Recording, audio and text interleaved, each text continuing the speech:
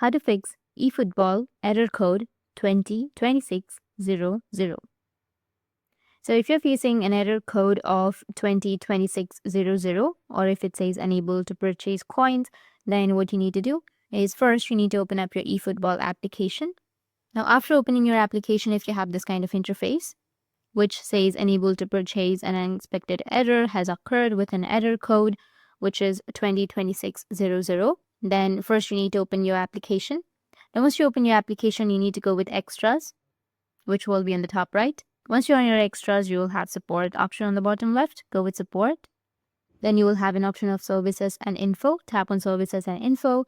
And then here you will have a bunch of options. You need to select check completed purchases. Now this function will assist you in completing any eFootball coin purchases that are being processed. Now just select proceed. After selecting proceed, just wait for a little bit, and after that you can try to purchase again. If you've done so but you're still receiving the same problem again, then just follow next step, which is just go back. After that, open up your browser and search for Konami Games Inquiry.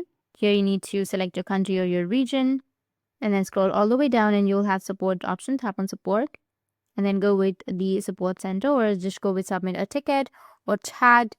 You need to contact the support. You can contact them through the official website. You just need to fill out the form and explain to them that you're facing this error message, which is unable to purchase, unexpected error has occurred with an error code, which is 202600.